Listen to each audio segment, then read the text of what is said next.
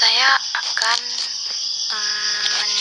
menjelaskan tentang identifikasi masalah dari mata kuliah metodologi penelitian. Identifikasi masalah merupakan langkah awal yang penting dalam proses penelitian.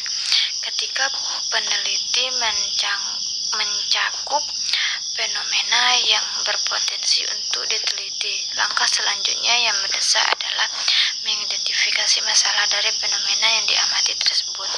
Dalam penelitian sosial, proses identifikasi masalah dapat dilakukan dengan mendeteksi permasalahan sosial yang diamati. Untuk mengetahui lebih lanjut, bisa juga melakukan observasi, membaca literatur atau melakukan survei. Sebagai contoh, kita mengamati orang yang sedang berjalan. Ketika mengamati orang tersebut, muncul ide tentang tingkat intelijensia atau kemampuan orang untuk berjalan.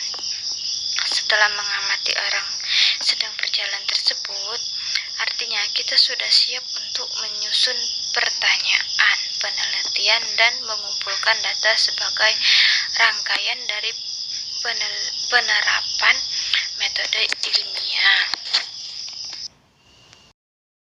Wabarakatuh. Perkenalkan, nama saya Jumaira, NIM 1051984. Di video kali ini saya akan menjelaskan tentang rumusan masalah dan latar belakang masalah pada mata kuliah metodologi penelitian.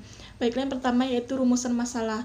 Rumusan masalah dalam sebuah proposal penelitian adalah hal paling penting atau hal paling mendasar.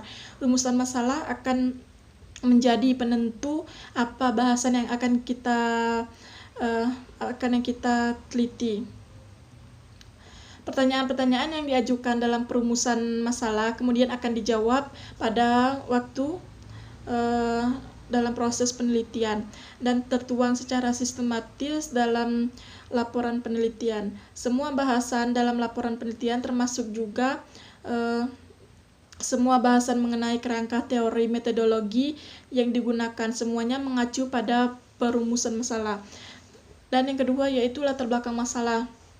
Latar belakang masalah adalah informasi yang tersusun sistematis berkenaan dengan fenomena dan masalah problematik yang menarik untuk diteliti. Masalah terjadi saat harapan idelah akan sesuatu hal tidak sama dengan realita yang terjadi. Tidak semua masalah yang fenomena adalah saat menjadi perhatian banyak orang dan dibicarakan di berbagai kalangan masyarakat.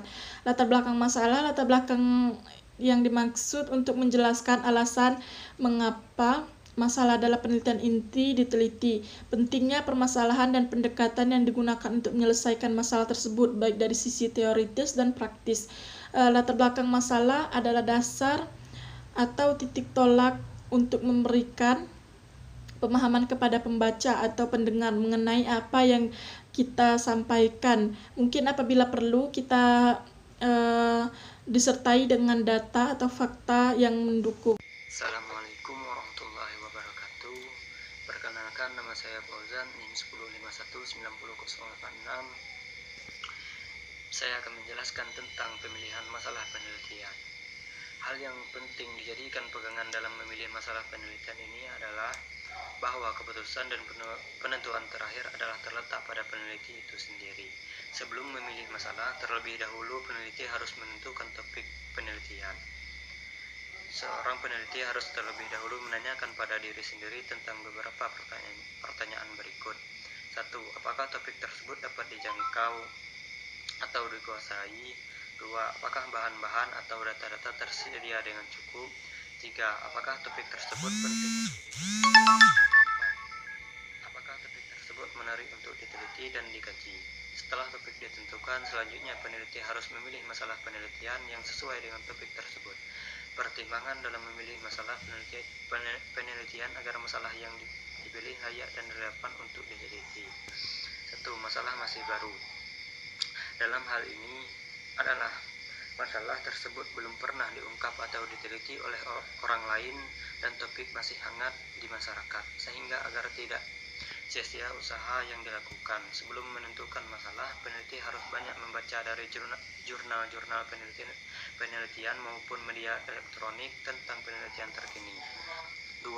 Aktual. Aktual berarti masalah yang diteliti tersebut benar-benar terjadi di masyarakat. Sebagai contoh, ketika seorang dosen keperawatan akan meneliti tentang masalah gangguan konsep diri pada pasien yang telah mengalami hemodialis berulang, maka sebelumnya peneliti tersebut harus melakukan survei dan memang meskipun tidak pada semua pasien.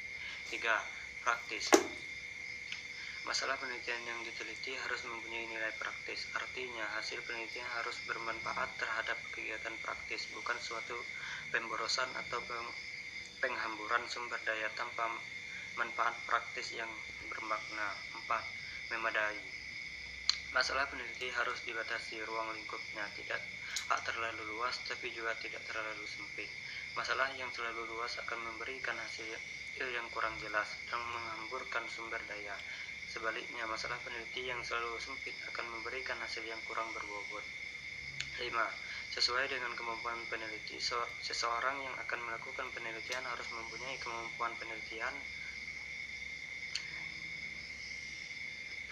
dan kemampuan di bidang yang akan diteliti. Jika tidak, hasil penelitiannya kurang dapat bertanggungjawabkan dari segi ilmiah, akademis maupun praktis. 6.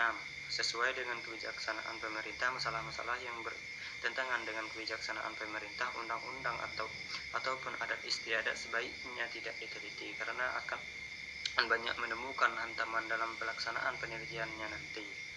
7. Ada yang mendukung setiap penelitian membutuhkan biaya, sehingga sejak awal sudah dipertimbangkan dari mana asal biaya tersebut akan diperoleh. Tidak jarang masalah-masalah penelitian yang menarik dan mendapatkan sponsor dari instansi pendukung, baik pemerintah maupun swasta. Berdasarkan beberapa pertimbangan